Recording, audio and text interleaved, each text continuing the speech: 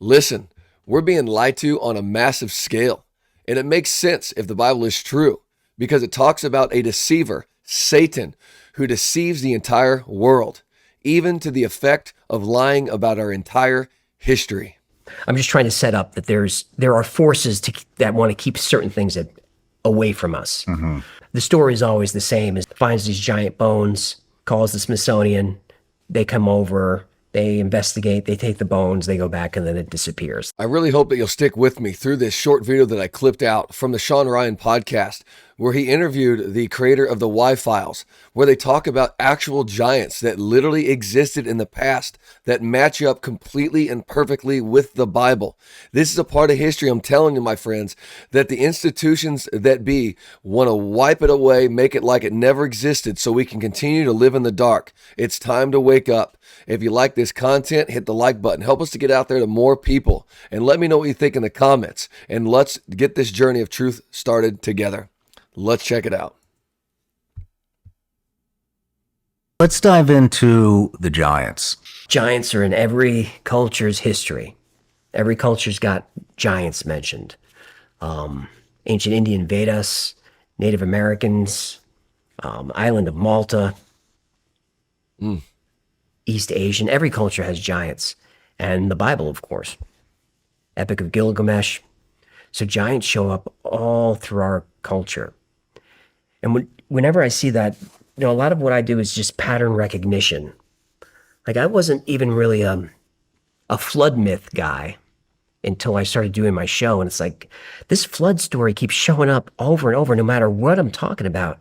The flood myth shows up, and it's always showing up at the same time as, like, the end of the Younger Dryas. Like, these things, it's just the same pattern over and over. Maybe it's a coincidence, but if one culture has a story about a flood, then they have a story. If two cultures have it, it could be a coincidence. But if you get 40 or 300, then maybe there's something to it. Maybe it really happened.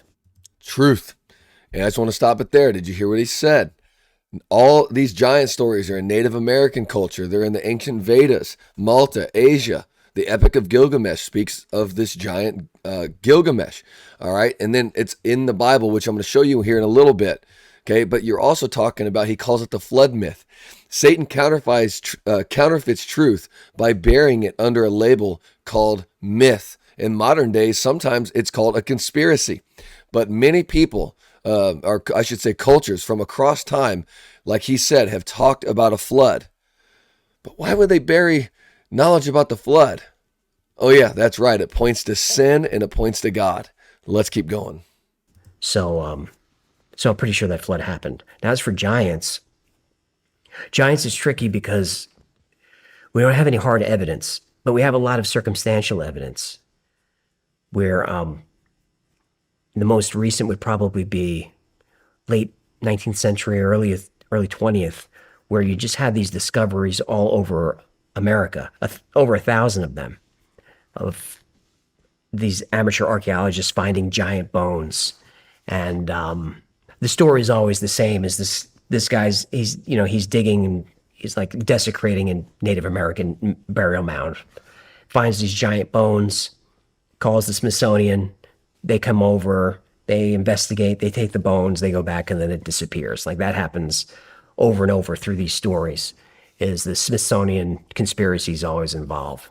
So are you saying the Smithsonian hides evidence of giants? The Smithsonian hides evidence of a lot of things.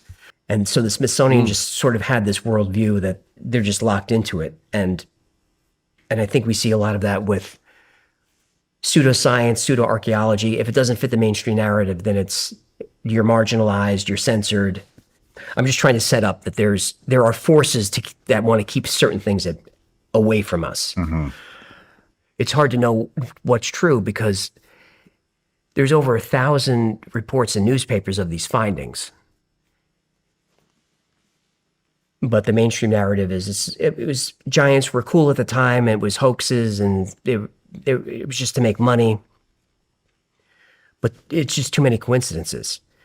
And there's one giant story that's interesting, that because it overlaps several cultures. Now he's going to tell you most people believe this story he's about to say is 100% true. And we got to open up our mind to just allow ourselves to think for a moment that we could actually be deceived, right? A person that's being deceived, we don't want to admit it. But the Bible's clear. There's Jesus himself called Satan a liar and the father of lies. When he lies, he speaks his native language, for there's no truth in him. Okay? And so if you believe the Bible, you got to believe that Satan is real. Not just God, not just Jesus, but Satan and the demons. And you got to understand that he is all false. He's all lies. And he's still here. Well, I taught earth science for 9 years. And so I really dug into geology and flood science just to learn from my own self. And I've read over and over and over again, just like what he's saying. When a geologist looks into the landscape and says, hey, it looks like this is more evidence of a flood or catastrophe rather than slow layers being built up over time. When a scientist says he has findings for maybe a flood, they ostracize that person. They call him a pseudoscientist, and they just basically blackball them. They get rid of them. People's careers are ruined when they begin to actually look in the truth. But like I said, it's time to wake up. What is the truth? Let's keep going. Native cultures where you've got in like the Mississippi Valley, they have these Indian myths about these giants they're cannibals. So they're eating the people, and they get driven west by the tribes. They unite and drive them west into like Nevada and California, and they end up at what's known as Lovelock Cave. And the Lovelock Cave giants are famous giants. They're the red-haired giants.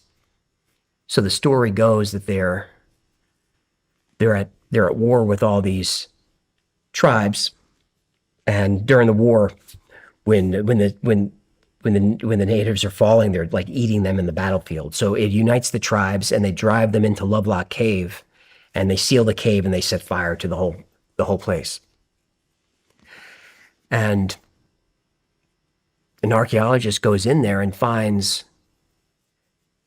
sandals that are like size 29 and these giant clothes that, like, I'm not making this part up. You can go see this. Like, why is there a sandal that's this size that are all found in the cave, and bones and red hair? But, and all that stuff has been sent back, and then it's just gone. And wow. As recently as just maybe like 20 years ago, at some point, someone discovered these giant coffins with lids on them, and they were sent to the Smithsonian. Was there anything in the coffin? Not that I'm aware of, but they were coffins, and they were big. So this was very strange. So those were sent to the Smithsonian, and then it kind of disappeared. But then, not too long ago, someone picked up on the story and asked the Smithsonian about them, and they said, "We do have record of receiving that, but we don't know where they are." So the Smithsonian gets wrapped up in all these weird conspiracies. There's the Acambaro statues, which is very controversial. I mean, that's not just negligence. I think that's a deliberate hiding of history. How could you just lose that stuff? It's just like Satan wants to keep us blind to God's truth. They said, and I think I read too, that when they found them, there was a story about they were in a warehouse, and they said, well, hey, let's go to the warehouse. Let's look at these. And they said, oh, the warehouse has asbestos in it. And they said, okay, that's fine. How long did that take for us to get the asbestos out or whatever it is so we can look at this evidence of giants? And they said 10 years.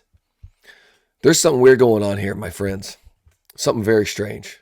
And it keeps going. There's like 3,000 artifacts that show humans riding dinosaurs. They show Asians, Africans, races that shouldn't be around there, that are carbon dated to 2,500 years ago, 3,500 years ago. And they're sent to Smithsonian. The Smithsonian said, yeah, these things are 30 years old. They're a hoax. But they were independently validated by other labs saying, no, these things are really, really old. Smithsonian's like, nah, it's a hoax. And then as time goes on, all those other labs become discredited. So I'm not saying it's real. I'm just saying I would like to know what's the chain of custody there. So there's just a lot of those. I mean, this all came from biblical stuff, though, correct? Yeah. So yep. The biblical giants, you don't see much of them in the canonical Bible. The Nephilim are mentioned once, and I could talk about them a little bit. But we learn more about giants when the book of Enoch is discovered. Let me know what you think about that in the comments. I want to go into a little bit more detail with you. I'm going to show you some stuff here that, like I said, you may or may not have heard of. And I would encourage you to share this with people because this is truth. This is the actual truth. This is the history of the world. This is actually what happened. There are giants that existed, and you might wonder, like, why is that a big deal? Well, because it throws the whole evolution narrative out the window, right? It throws the whole history of the human race out the window because there are actual giants. It proves what the Bible says. And so that's what I want to go to first, is in Genesis 6, right here. Go to it yourself. Read it for yourself. Read the whole Bible for yourself, in fact. All right? It will enlighten you to the truth. It says that this is before the flood. Okay, just so you know, this is before the flood of Noah, right? God created, Adam and Eve. They sinned. They were sent out of the garden, all right? And men began to multiply on the earth, and now here we are. It says, when men began to multiply on the face of the land, and daughters were born to them, the sons of God, okay? These are angelic type beings. I don't know if they're angels, but they're not from earth. They're from the heavens. They saw that the daughters of man were attractive, and they took as their wives any they chose. Then the Lord said, my spirit shall not abide in man forever, for he is flesh. His day shall be 120 years. Now watch this. The Nephilim were on the earth in those days. And there's a little footnote here because the Nephilim, you can't really see it on my screen the way I have it. When you hit that, it says giants. The Nephilim are another class of beings. When a son of God, a heavenly being, comes and mates somehow with a daughter of man, you get this hybrid being called a Nephilim that is a giant, just like what they were talking about in that podcast. And they were there in those days and also afterward when the sons of God came into the daughters of man and they bore children with them. They were mighty men of old, men of renown. Okay, they were great on the earth. There was a lot of evil. It became so corrupted, so bad, that God ended up flooding the whole earth and only sparing Noah's family. Because, they say these giants just devour everything. And they're also talked about in Numbers chapter 13, verse 32 through 33. Let me get rid of that ad there. Watch this. And they spread among the Israelites a bad report about the land they had explored. This is when they sent out the spies to check out the land that was given to them. And it says, the land we explored devours those living in it. All the people we saw are of great size. We saw the Nephilim there. The descendants of Enoch come from Nephilim. We seemed like grasshoppers in our own eyes. And when we looked the same to them. So more evidence of giants. Okay, you got giants that existed before the flood, and you have giants that existed after the flood. Now, that means that if they lived and they died, there should be evidence of them somewhere.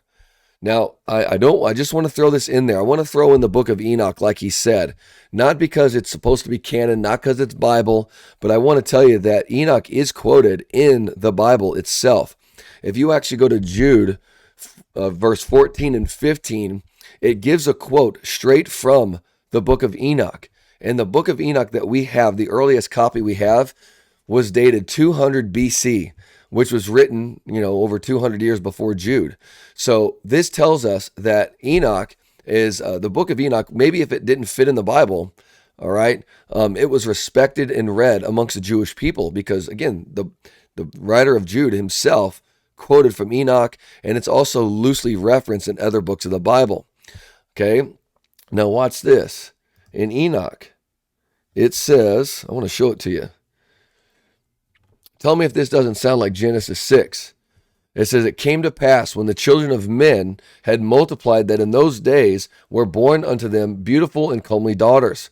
And the angels, see, they call them angels here, the children of the heavens saw and lusted after them and said to one another, come, let us choose us wives from among the children of men and begat us children. And this being here, Samjaza, all right, he was like, hey, if I'm going to do this, we all got to do this, all right? And so they all answered and they said, let's do it, but at this penalty of a great sin. And so they all swore an oath. Now watch what happens. I'm going to the next chapter, chapter 7. And it says, and all the others together with them took on themselves wives, and each chose for himself one. And they began to go into them and to defile themselves with them. And they taught them charms. And it talks about other things that they taught them, all right, about root cutting and metalworking. And they became pregnant, and they bare great giants whose height was 3,000 ells. Now, 3,000 ells is like 2 miles. All right, that's not physically possible, but scholars say that this was an exaggeration to basically say how massive these giants were. And but they consumed everything of men to where they could no longer sustain them. And so the giants then turned against mankind and devoured them. And they began to sin against the birds and everything, and they were just horrible creatures, right? So this matches up, in my opinion, to Genesis 6 with the corruption that was on the earth. Okay, if God wouldn't have destroyed the earth, then literally there would have been no chance for Jesus to come and to save us and die for our sins, because history would have been different. So I just want to say, look into this, because there's more. I don't want to make this video too long, but there is more to this story. And I do want to keep covering this, because giants once roamed the earth. All right, the flood happened. The Bible is true. And there's a deceiver that wants to hide all of it. We have a true history of the world as written in the Bible, and we have the false one, which is unfortunately written about in most of our school systems. All right. I was a teacher, like I said, for 9 years. I love the school system, but the things that we're told to teach might not be true. And it's time to wake up to the truth. So let me know what you think about all this in the comments, my friends. I'd be interested to hear from you. Hit that like button again. Help me get this out there to more people. And if you haven't yet, subscribe to this channel. I'd love to have you with me along on this truth journey. We'll see you next time. Truth be told.